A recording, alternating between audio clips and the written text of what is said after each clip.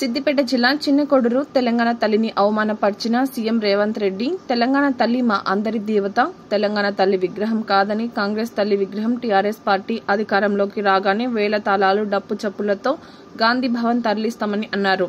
ఈ సందర్భంగా BRS party గ్రామ శాఖ అధ్యక్షులు పంతం శ్రీనివాస్ మాట్లాడారు. మన కాంగ్రెస్ అభయాస్తం విగ్రహం పెట్టినట్టు పెట్టిరు. అది ఎంతవరకు సభకు ఎంతవరకు మంచి పద్ధతి?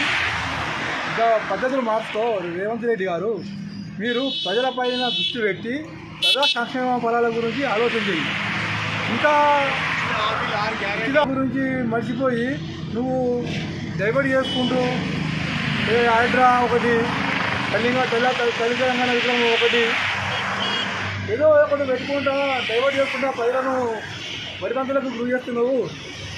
ఏ విషయమైనా ఇప్పటికైనా ప్రజలను నువ్వు గుర్తించి ప్రజాపాలన మీద దృష్టి పెట్టి ఎక్కడ ఏం జరుగుతుంది, ఎక్కడ ఏమైనా అభివృద్ధి అనేది చూసుకుంటూ చేయి. కానీ నువ్వు ఎప్పటికీ లొల్లిలు పెట్టి నువ్వు అన్ని విషయాలు డైవర్ట్ పెట్టి పక్కదారి పెట్టకు. 100% రుణమాఫీ అయినా నువ్వు 100% రుణమాఫీ ఎక్కడైంది ఒకసారి మీరు గవర్నమెంట్ తరఫున ఎంక్వైరీ చేసి చూసి దాన్ని మీరు తెలుసుకొని అయిందా కాలేదా అనేది పబ్లిక్ హక్కులు తెలుస్తుంది. దృష్టి పెట్టి ప్రజాపాలన గురించి దృష్టి పెట్టి మీరు మంచిగా చేసుకోవాలని చూసుకున్నాం.